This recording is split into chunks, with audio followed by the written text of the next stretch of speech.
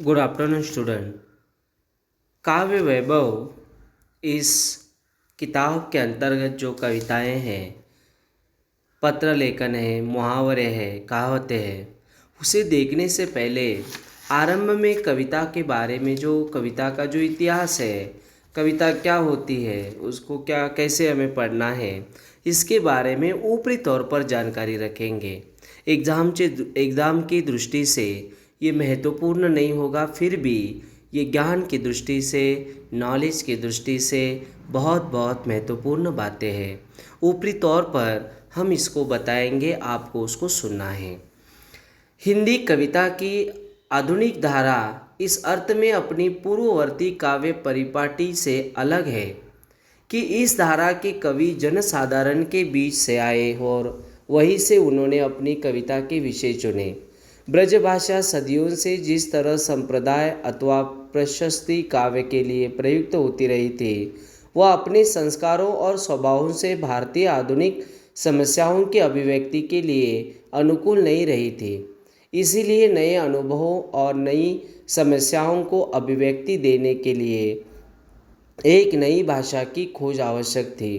खड़ी बोली का काव्य भाषा के रूप में अपनाया जाना जागरूक हिंदी कवियों की इसी खोज का परिणाम है।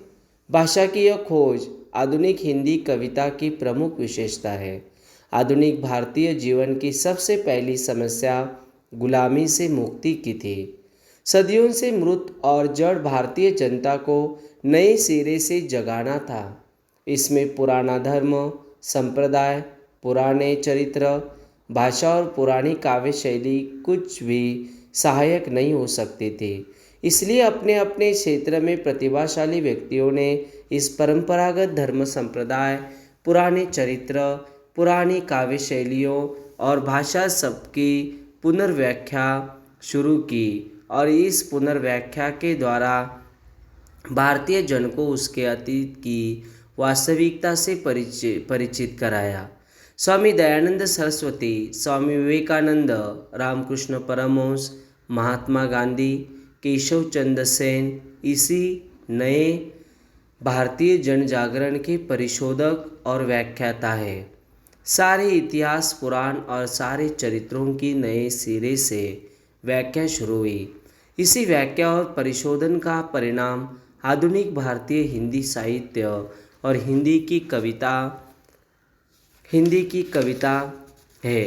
हरिओत, मैथिली शरण गुप्त प्रसाद, जयशंकर प्रसाद जी है, वो सूर्यकांत त्रिपाठी निराला है, सुमित्रानंदन पंत जी, महादेवी वर्मा, इन सभी कवियों ने भारतीय इतिहास पुराण की नई व्याख्या को अपनी रचनाओं में प्रतिष्ठित किया है। इन्हें छायावादी कवि भी कह सकते हैं।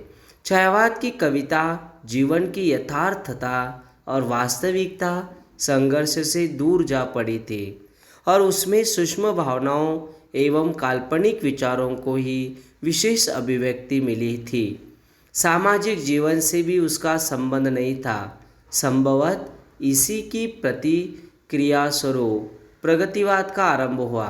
प्रगतिवाद रचना और आलोचना के क्षेत्र में सर्वथा नवीन दृष्टिकोण लेकर आया।